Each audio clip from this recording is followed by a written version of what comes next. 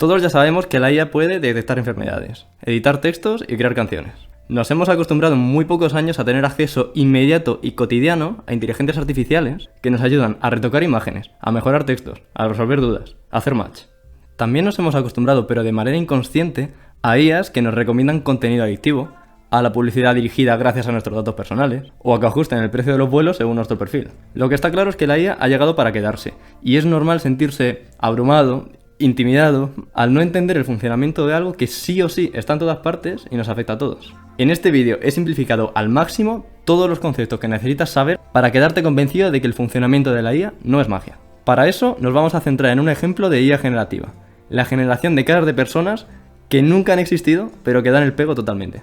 Voy a presentar las ideas clave, saltándome muchos detalles técnicos para presentar qué es una IA, cómo puede funcionar, cómo aprende y cómo se le ocurre una manera de colocar píxeles en una imagen para formar una foto de una chica que nunca existió.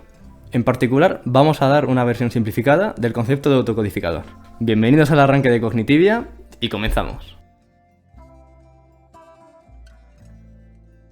Para comenzar, te voy a proponer un reto. Tengo un repositorio de imágenes a las que voy a llamar tableros. Son estas. El ojo y la mente humana están muy desarrolladas. Estoy seguro de que has visto que las imágenes siguen un patrón. Es decir, has visto una serie de ejemplos y has logrado aprender su estructura. ¿Y si ahora te pidiese que generaras tú un nuevo tablero? ¿Serías capaz? Yo creo que sí, y harías algo como esto. Como ves, para un humano el aprendizaje de patrones y la generación de nuevos ejemplos es una tarea que tenemos interiorizada. Yo te he presentado unas imágenes que tú no habías visto nunca. Te he dicho que se llaman tableros, y tú has sido capaz de ver los patrones, de interiorizarlo, reconocer la estructura y generar otros que tienen las mismas características que los originales.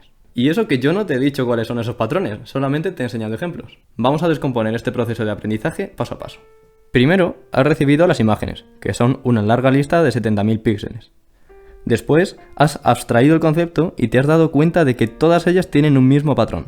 Se componen de un triángulo, un rectángulo y un círculo. Y que lo único que varía entre unos tableros y otros es el tamaño y la posición de cada figura. Es decir, que para cada tablero que ocupa 200.000 bytes en mi ordenador, has aprendido que para memorizarlo solamente necesitas saber posición, tamaño y orientación del triángulo, posición y radio del círculo y coordenadas de las dos esquinas del triángulo. En la memoria de mi ordenador, la imagen ocupa 200.000 bytes, pero la representación que ocupa en tu mente este tablero en particular, ahora que ya te sabes el patrón y lo que representa cada numerito, es solo de 11 bytes. Y si yo ahora te pido que recuerdes solo esos 11 numeritos, serías capaz de reconstruir la imagen completa de 200.000 bytes. Vamos a hacer un ejemplo. Presento esta imagen. Ahora la voy a codificar de la forma que he aprendido abstrayendo el patrón de los ejemplos. Me queda un código de 11 números.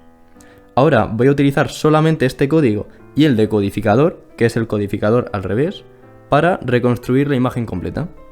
Repetimos. Presento esta otra imagen de 200.000 bytes. Hacemos una codificación de 11 bytes y si la decodificamos, recuperamos la imagen original. Ahora vamos a decodificar este otro código. Nos queda este tablero. Pero aquí está el truco. Este código no viene de ningún tablero, sino que lo acabo de generar completamente al azar. Eso quiere decir que el tablero que acabamos de generar es completamente nuevo y no estaba en la lista original, pero desde luego que se parece mucho. Entonces, las ideas principales de este modelo de generación son: primero, a partir de ejemplos que tienen mucha información, extraer patrones que nos permitan representar cada uno de ellos con mucha menos memoria. Es decir, en nuestro ejemplo, un codificador que pase de 200.000 bytes a solo 11 y un decodificador que pueda hacer el proceso contrario. Reconstruir el ejemplo original de 200.000 bytes a partir de solamente el código.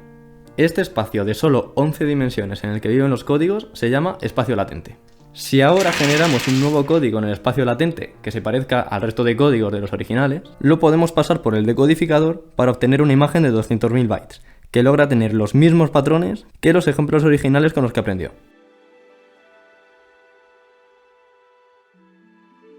Ahora pasamos al problema de verdad. Vamos a hacer este proceso de encontrar un codificador, pero con imágenes que se corresponden a caras de personas. Lo primero que necesitaremos serán ejemplos de caras. Gracias a la base de datos Celebi, tenemos de sobra. He reducido cada una a solo 9.000 píxeles, y son a color, red, green, blue, por lo que cada cara se puede representar por un vector de 27.000 dimensiones. Ahora nos toca decidir de qué tamaño es la codificación que buscamos. Esto es algo que se decide por prueba y error. Las caras son muy complejas, así que pongamos, por ejemplo, que 500 patrones sean suficientes para describir una cara. Mirando el repositorio de 200.000 imágenes, tenemos que encontrar patrones para poder representar cada una de las caras con un código de solo 500 números. Esto nos va a forzar a aprender cuáles son los patrones que todas comparten y cuáles son las características que verdaderamente distinguen una cara de otra. Un sistema de codificación es bueno si cuando se codifica una cara y luego se decodifica, el resultado es parecido al original. Es decir, podemos medir cómo de afinado está el sistema, comprobando si al codificar caras y después reconstruirlas, obtenemos resultados parecidos a los originales. Es decir, queremos un codificador que coja la imagen original y la comprima en un código de solamente 500 números, y un decodificador que haga el proceso contrario, que reconstruya la imagen a partir del código. Y esa diferencia entre la imagen original y la imagen reconstruida tiene que ser de media lo más baja posible. Ahora bien, ¿cómo podemos siquiera definir la forma del codificador y el decodificador?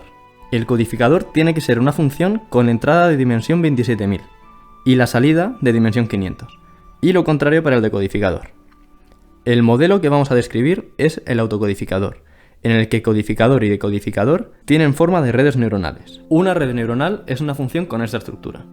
Para el codificador se tiene la entrada, de dimensión 27.000, la salida, de dimensión 500, y entre medias capas de neuronas artificiales de diferentes tamaños. Los tamaños de las capas que mejor funcionan se eligen por prueba y error, al igual que el tamaño del código. Podemos poner, por ejemplo, una capa intermedia de tamaño 5000 y otra de 2000. Lo mismo, pero en espejo para el decodificador. Estas neuronas artificiales son funciones matemáticas, que simulan lo que hacen las neuronas de nuestro cerebro. Cada una recibe información de todas las neuronas de la capa anterior, y la transforma para devolver solo un número. Y la forma en la que hace esa transformación depende de lo fuerte que sea la conexión entre ella y la neurona anterior, es decir, de cómo de grande sea el peso de la conexión entre ese par de neuronas. La información se propaga capa por capa, transformándose en cada neurona según el peso de cada una de sus conexiones. Ahora que tenemos la forma del codificador y el decodificador, vamos a probarlo. Elegimos una cara, la codificamos, la decodificamos y no se parece en nada al original. Esto es porque los pesos de las conexiones al principio están al azar, no están ajustados para saber a qué le tienen que dar importancia y a qué no para representar una cara. En total hay 174 millones de conexiones entre neuronas, y queremos encontrar la combinación de pesos que mejor ajuste a nuestras caras de ejemplo. Para ello, vamos a comparar el resultado que hemos tenido con el resultado que hubiéramos deseado tener. Miramos las diferencias y en función de esto ajustamos un poquito cada uno de los pesos de cada una de las 174 millones de conexiones. Elegimos otra imagen, comparamos el resultado obtenido con el resultado deseado y volvemos a ajustar los pesos. Durante el entrenamiento, los pesos de cada conexión pueden ir subiendo o bajando. Como estamos premiando a cada conexión cuando lo hace bien y reduciéndola cuando lo hace mal, la combinación final de pesos de las conexiones es la que sabe priorizar qué cosas son importantes en una cara y cuáles no. Sabe distinguir entre cuáles son los patrones comunes a todas y cuáles son las características que distinguen a unas de otras.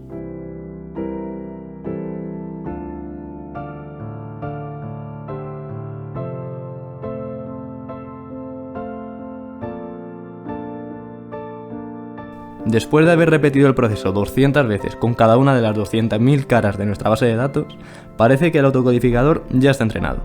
Si le damos una cara, es capaz de codificarla en dimensión 500 y después decodificarla para recuperar una cara muy parecida a la original.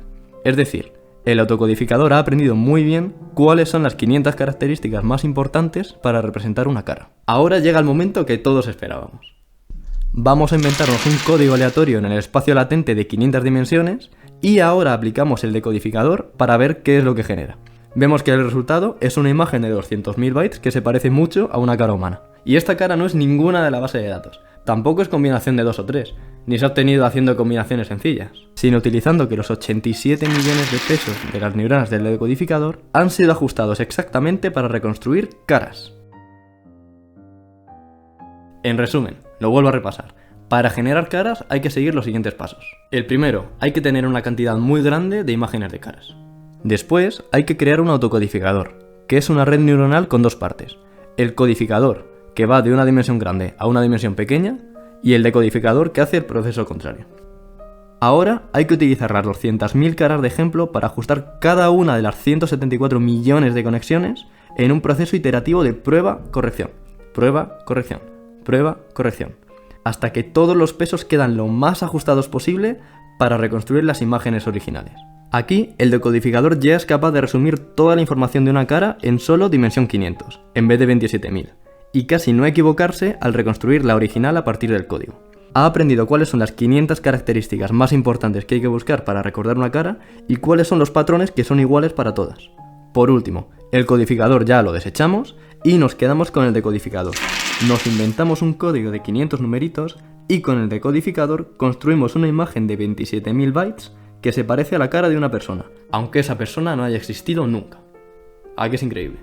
Bueno, ya hemos llegado al objetivo final de generar caras, pero ahora que sabéis lo que son los autocodificadores, tengo que aprovechar para contaros dos aplicaciones más, aparte de la de generar contenido.